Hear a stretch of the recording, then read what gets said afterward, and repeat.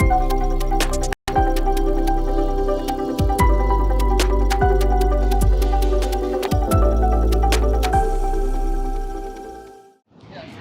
and welcome to Planet Pulse on Firstpost.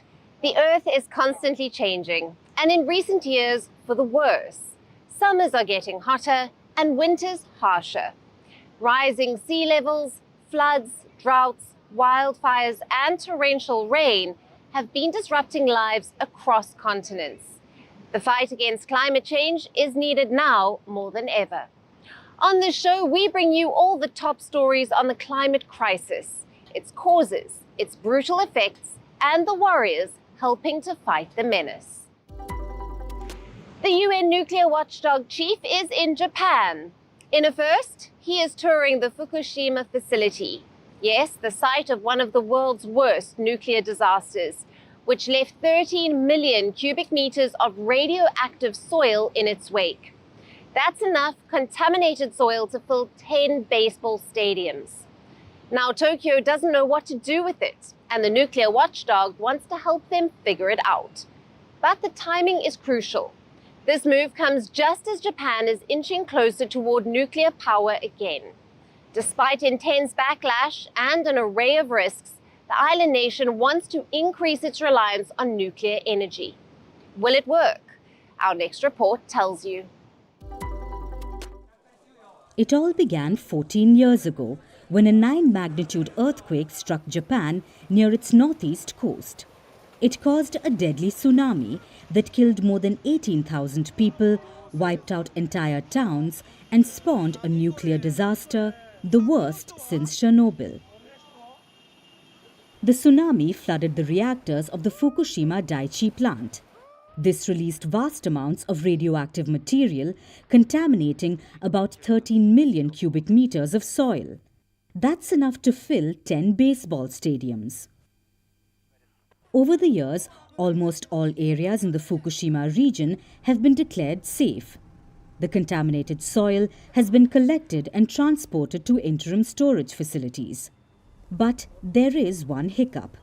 Local communities only agreed to the construction of these facilities on one condition: that the soil is eventually disposed of outside the prefecture. By law, it has to happen by 2045, but the Japanese government is nowhere close to meeting this deadline. Instead, they want to reuse roughly 75% of the soil in public projects such as road embankments and farmland development. While decontamination efforts are underway to confirm the safety of the soil, fears and painful memories associated with the disaster continue to hang over Japan. So last year, the UN nuclear watchdog, the International Atomic Energy Agency, concluded that Japan's plans are safe. But that has done little to quell fears. So the IAEA is doubling down.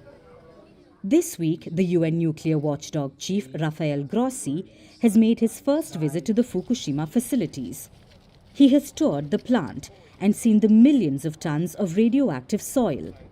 Realistically, this visit may do little to help Japan decide what it must do with the soil. But it may help with reputation control, which Japan desperately needs, because more than a decade after one of the most devastating atomic energy disasters in human history, the island nation is turning to nuclear power again. Japan wants to increase its reliance on nuclear energy, accounting for 20% of the country's grid supply in 2040.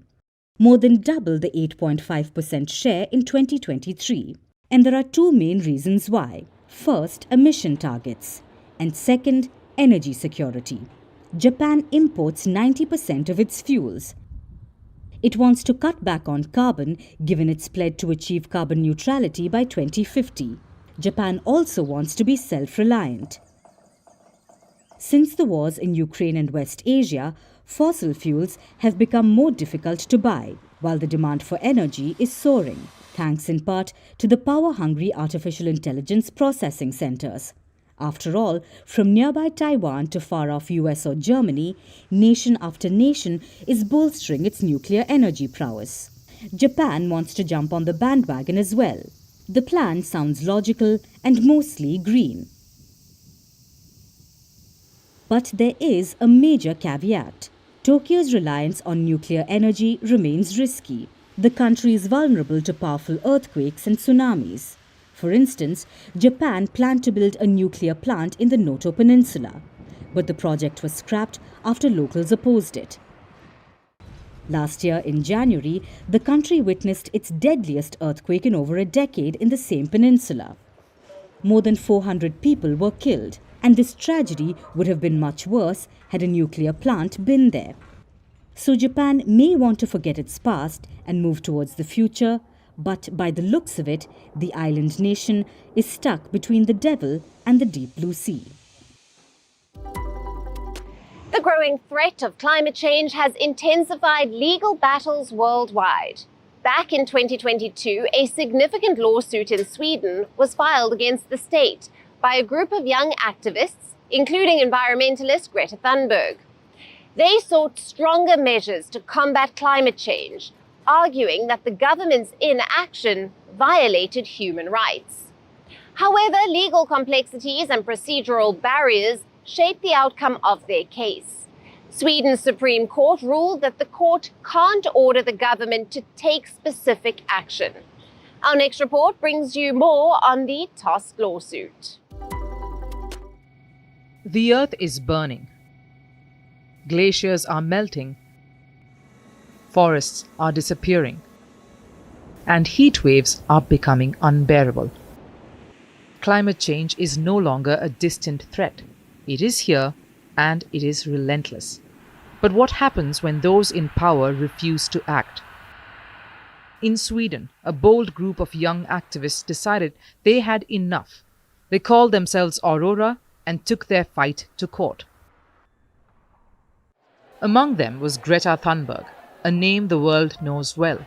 Their mission: to force Sweden to take stronger action against climate change.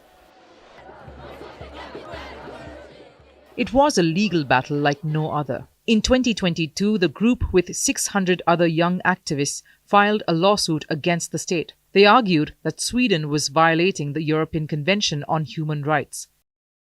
They claimed the government was failing to limit climate change and mitigate its devastating effects. Their demand was simple yet ambitious: make Sweden do more to keep global warming under 1.5 degrees Celsius. But the road to justice is rarely smooth. The lawsuit went through multiple reviews, facing scrutiny on procedural grounds. Finally, the case reached Sweden's Supreme Court. Hopes were high. Eyes from around the world watched, but the court delivered a crushing blow. The judges ruled that the case could not proceed. Justice Jonas Malmberg explained the decision. He stated that courts cannot force the government or parliament to take specific actions. A court cannot decide that parliament or the government should take any specific action without the democratic bodies deciding independently on those issues. Yet the ruling left a small window open. The court did not dismiss the idea of a climate lawsuit entirely. It acknowledged that a differently structured case might be heard in the future. We will continue to desperately try to prevent planetary collapses and get Sweden to do their legal duty to respect human rights and stop making the planetary crisis worse.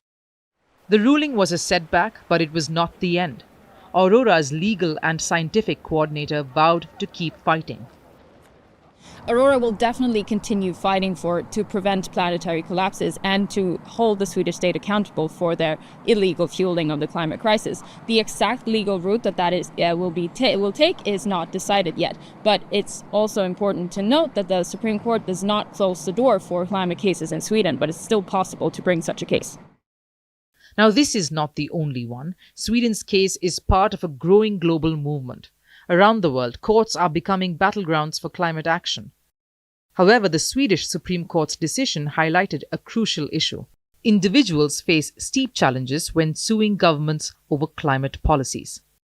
This decision makes me stressed out because science is so clear in that the world before 2030 needs to transform our entire societal systems at a larger scale than ever before in history. And the Swedish state is doing the opposite. The unfairly high emissions of the Swedish states are fueling the climate emergency up to the brink of planetary collapse. And even though climate change affects everyone, personal legal standing is difficult to establish. So now this leaves Aurora with a critical decision. Should they restructure their case? Should they form an official association to strengthen their legal standing? The answers remain unclear.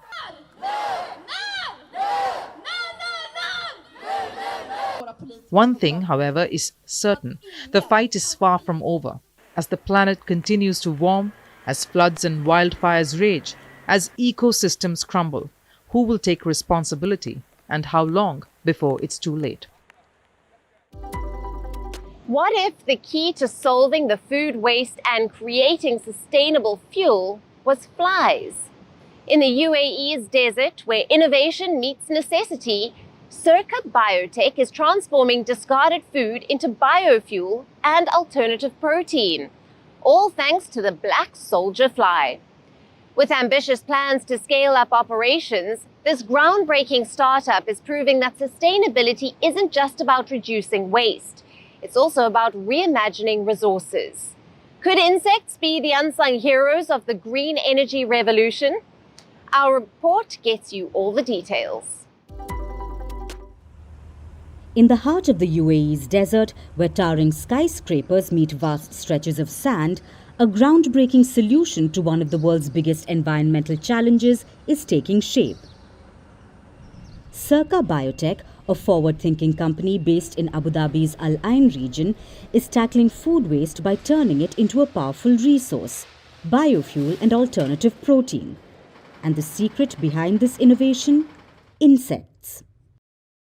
At the center of Circa Biotech's operations is the black soldier fly, a remarkable insect with an insatiable appetite for food waste. In a carefully engineered environment, thousands of these flies are bred and put to work. They consume the discarded food at an astonishing rate. It's called the black soldier fly. It's a beneficial insect that eats enormous quantity of waste. So in 10 days, they grow 500 times their initial weight. They eat all the food waste that we give them. After, we harvest them and we extract protein and oil. The process not only diverts food waste from landfills, but also significantly reduces methane emissions, which are a major contributor to climate change. With current operations handling 15 tons of food waste daily, Circa Biotech has ambitious plans to scale up to 200 tons per day within 3 years. This expansion will enable the company to produce 22,000 tons of animal feed, all while cutting 3,500 tons of methane emissions and 12,100 tons of sustainable aviation fuel annually. Unlike common houseflies, black soldier flies don't sting, bite or spread disease. In fact, adult black soldier flies don't even eat. They exist solely to reproduce, laying eggs that hatch into larvae, the real workhorses of the process. Those flies, the black soldier fly, they don't have a mouth. So they don't eat, they don't stink, they don't bite. They only drink water and mate. And this stage lasts between 10 to 14 days. For us, the purpose of this phase is to recover eggs. And this is what will help us to continue the cycle on and on and on. And we don't need to bring other eggs from outside the facility. So this is what we call the breeding phase. Once the larvae have grown, they are harvested, dried and processed. The extracted oil is then used to produce sustainable aviation fuel, while the protein is repurposed as a highly nutritious feed for livestock and aquaculture. Circa Biotech's pioneering efforts align with the UAE's larger vision of sustainability and economic diversification. By collaborating with industry leaders, the company is positioning itself at the forefront of the green energy revolution, proving that innovation and environmental responsibility can go hand in hand. Food waste is not a UAE problem, it's a global problem. Just to know, 1/3 of the food produced globally is wasted. And a major part of it ends up in landfills. And their solution not only addresses this challenge, but also creates a circular economy that benefits industries worldwide. With its rapid growth and commitment to sustainability, Circa Biotech is setting an example for nations looking to tackle food waste while developing alternative energy sources. Insects may be small, but their impact, when harnessed correctly, could be nothing short of revolutionary. And that's it on Planet Pulse for today. We will see you again next week at the same time. Thank you for watching. Stay tuned to Firstpost.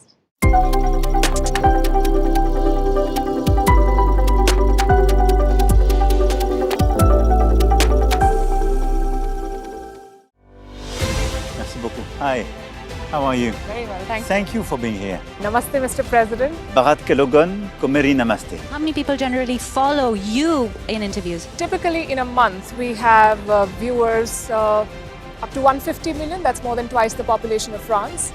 And in the last 2 years, we had 3 billion viewers. So I say, Laurent, this is your chance to be famous. You're on Firstpost.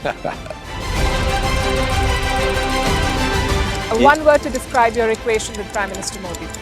Amitié. As India and France work together, are you creating a new era of non-alignment in the technology space? India is a training superpower. 1 million engineers a year, more than all of Europe and the US combined. So we have that partnership. We have a partnership on the environment and the economy. We also have civilian nuclear programs, and that is something we've developed far beyond the France-India relationship. So we want to work together on AI. And then comes China with its DeepSeek, creating models at a fraction of the cost. Did that innovation take you by surprise? Did that breakthrough make you sit up and think, what did the Chinese do and how? But what did DeepSeek do? They took everything that was already available from the last AI model, and then they recalibrated it. So are you going to ban Chinese AI in France? So we don't have this American approach of banning tech because of where it comes from.